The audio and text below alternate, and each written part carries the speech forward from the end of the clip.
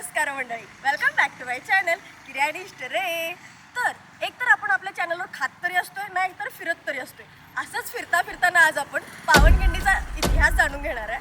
आणि मी तर अति जास्त एक्सायटेड झालोय. तर जास्ती लांबट न लावता लगेचच व्हिडिओला सुरुवात करूया.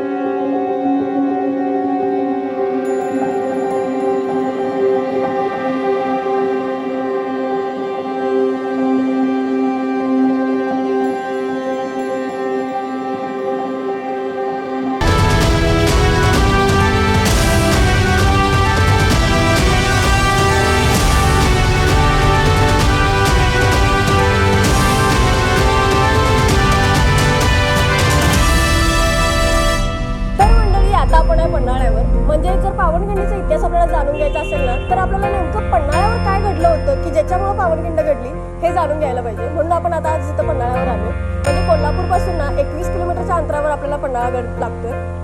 आणि पन्हाळगडावर एंट्री केल्या एक मोठी अशी मूर्ती दिसत्या बाजीप्रभू देशपांडे यांची, म्हणजे ज्यांच्यामुळं घोडखिंड ही पावनखिंड झाली. त्यांचं दर्शन घेऊनच मग आपण आजच्या प्रवासाला सुरुवात केल्या. आणि ह्याच्याबद्दल ना मला तुम्हाला एक अशी बॅक स्टोरी सांगायची आहे. म्हणजे नेमकी पावनखिंड घडली कशामुळं हे सांगायचं आहे. शिवाजी महाराजांनी 10 नोव्हेंबर 1659 रोजी ज्यावेळी अफजलखानाचा वध केला होता, त्याच्यानंतर मराठ्यांचं सैन्य असं विद्युत वेगानं आदिलशाहीचा मुलूक काबीज करायला निघालं होतं. नंतर रुस्तुम जमान आणि अफजलखानाचा मुलगा फाजल खान यांना हरवून कोल्हापूर जवळचा पन्हाळा त्यांनी जिंकून घेतला. म्हणजे आधी हा पन्हाळा आदिलशहाच्या ताब्यात होता. तर याचा बदला म्हणून सिद्धी जोहरनं दक्षिणेकडून चाल करण्यास सुरुवात केली. तर इसवी सन 2 मार्च 1660 रोजी ज्यावेळी सिद्धी जोहरने पन्हाळ्याला वेढा दिला होता, त्यावेळी महाराज गडावरच अडकून पडले होते आणि भर पावसात देखील तो गडावरचा वेढा हलवायला तयार नव्हता. अशा वेळी महाराजांनी सिद्धी जोहरला तहाचा निरोप धाडला. सिद्धी जोहर बरोबर तहाची बोलणी करण्यासाठी महाराजांचा वेश परिधान करून आपला एक मावळा गेला होता, ज्याचं नाव होतं शिवाकाशी.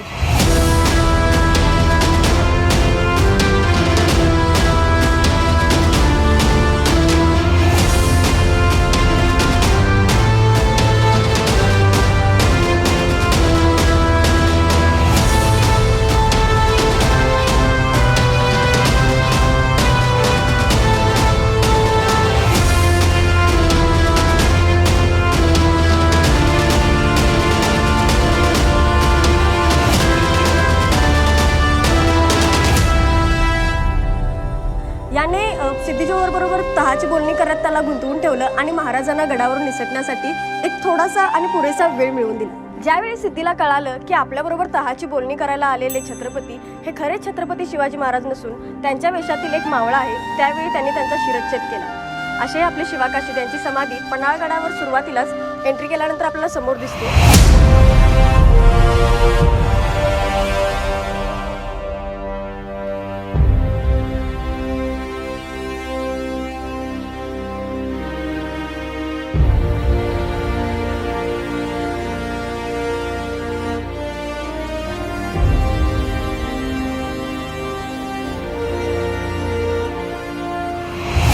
शिवाकाशी त्यांचा शिरच्छेद करण्यात आला त्यावेळी महाराज विशाळगडाच्या वाटेवर होते.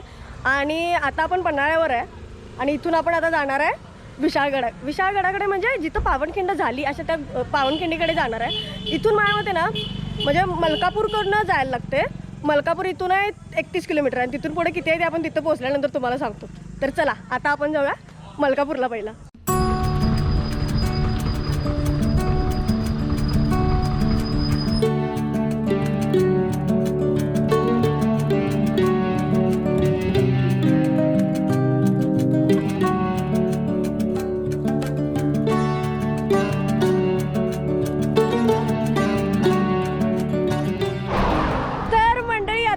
फिरत आता आपण पोहोचलोय मलकापुरातून पावनखिंड एक 12-13 किलोमीटरचा रोड आहे आणि जर कोल्हापुरातून तुम्ही डायरेक्ट मलकापूरमध्ये येणार असेल तर एक 50 किलोमीटर, म्हणजे ते 50 किलोमीटर आणि पावनखिंडचे एक 12-13 असे एक 60-65 किलोमीटरचा तुम्हाला प्रवास पडतोय.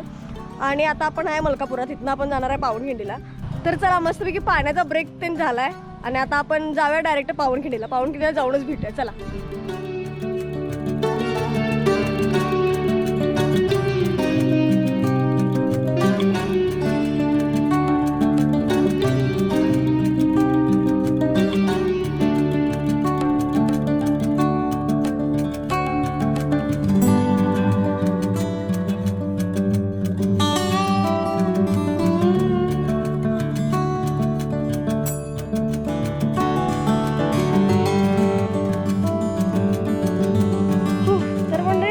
चाललेलो पावनखिंडीला, म्हणजे इथनं मलकापूरपासून स्ट्रेट रोड पकडून असं चाललेलो.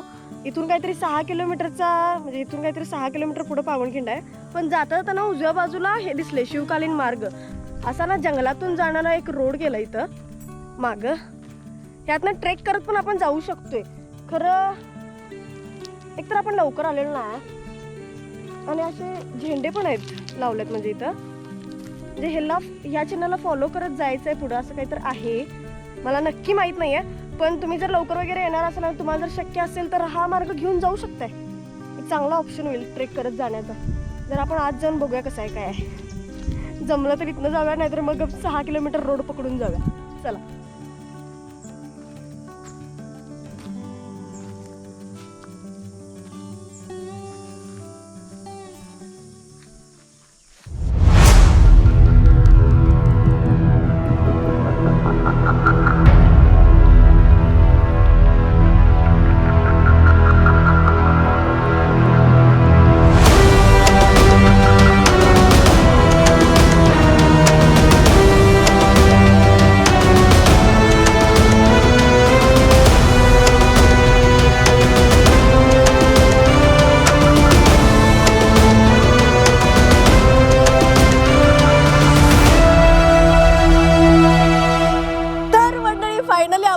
पावनखिंडमध्ये, म्हणजे इथून पण आतमध्ये जायचं आहे. खरं इथं आता म्हणजे सुरुवात होते पावनखिंडला.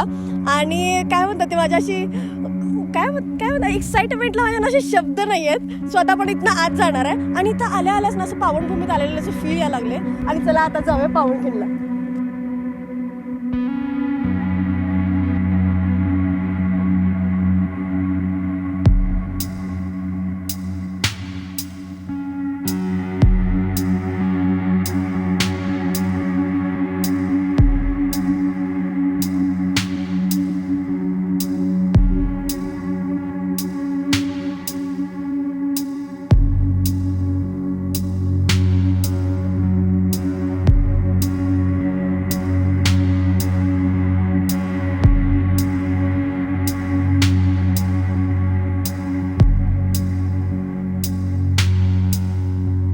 सगळ्या ट्रेकर्सना आणि शिवप्रेमींना मामाची मस्तपैकी थंड शिवभक्तांसाठी 10 रुपये फक्त सरबत असते बघा. होय.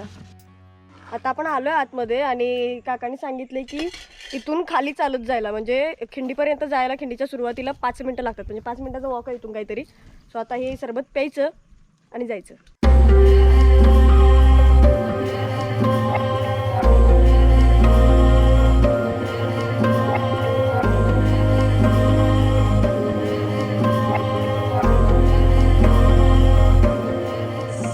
अशा पायऱ्या आहेत खाली पावनखिंडीजवळ जाण्यासाठी.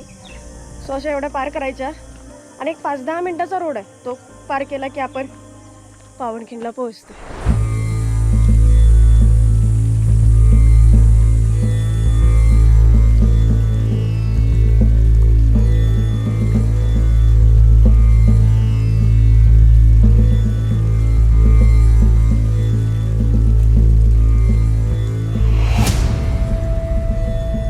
आपल्याला एक स्मारक बघायला मिळते, म्हणजे पावनखिंडीमध्ये शहीद झालेले स्मरणार्थ ते आहे आणि पूर्ण खालीपर्यंत जाण्यासाठी पायऱ्या आहेत. सो इथून जाऊ शकताय. आता आपण इथून खाली चाललोय.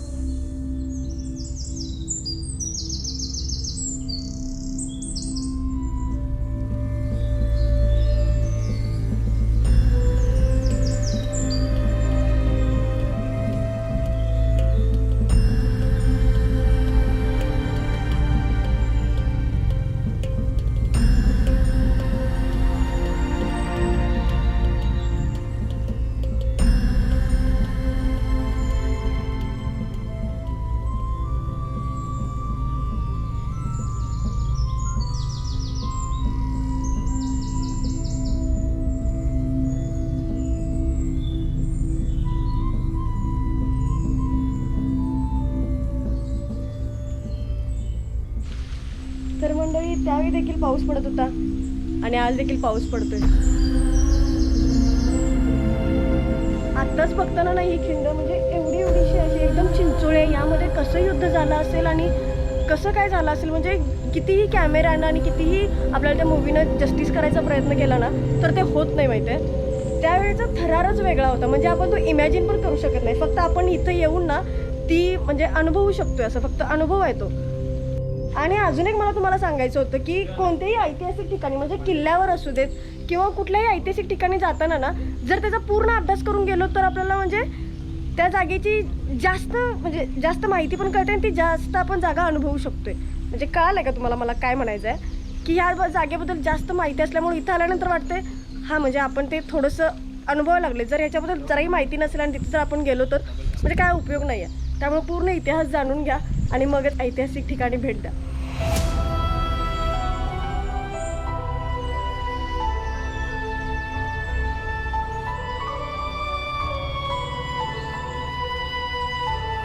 छत्रपती शिवरायांनी पन्हाळ्यावरून विशाळगडाकडे पलायन केल्याचे समजल्यानंतर सिद्दी जोहरने सिद्दी मसूदला छत्रपतींच्या मागावर पाठवले आणि त्यांचा पाठलाग चालू झाला.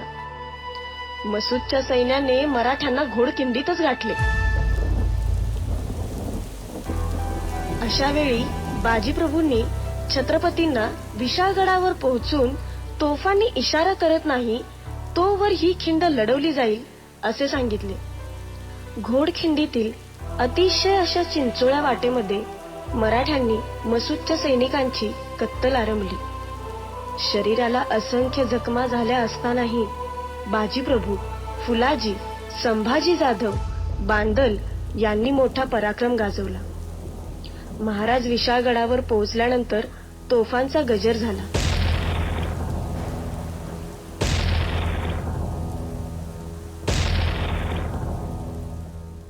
इकडे घोडखिंडीत बाजीप्रभूंनी तोफांचा आवाज ऐकल्यानंतरच समाधानाने आपला जीव सोडला. या युद्धात मराठ्यांचे जवळपास सर्वच 300 मावळे कामी आले, तर मसूदचे जवळपास 3000 सैनिक मारले गेले. बाजीप्रभू व इतर मावळ्यांच्या पराक्रमानेच ही घोडखिंड पावनखिंड म्हणून इतिहासात अमर झाली. पावनखिंडीच्या लढाईचा उल्लेख शिवकालीन ऐतिहासिक कागदपत्रात सापडत नाही. शिवभारतप्रमाणे ही लढाई विशाळगडच्या पायथ्याशी गजापूरच्या घाटात झाली असे म्हणतात. तरी पण त्यामुळे बाजीप्रभू, फुलाजी आणि बांदल सेनेचा पराक्रम अजिबात कमी होत नाही.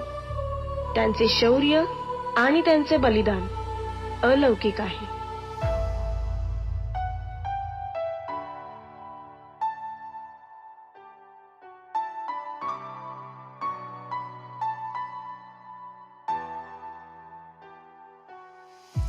तर इथे आणि असा घडला पावनखिंडीचा इतिहास. तर मंडळी असा होता आजचा व्हिडिओ. आपण पहिल्यांदाच काहीतरी नवीन केलं आपल्या चॅनलवर आणि असं तुम्हाला जर बघायला आवडणार असेल तर कमेंट करून नक्की सांगा आणि आवडला असेल तर एवढं मोठं लाईक करा. आणि काय परत भेटू एका नवीन व्हिडिओ सोबत. तोपर्यंत तुम्ही तुमच्या घरी, मी माझ्या घरी. Bye bye.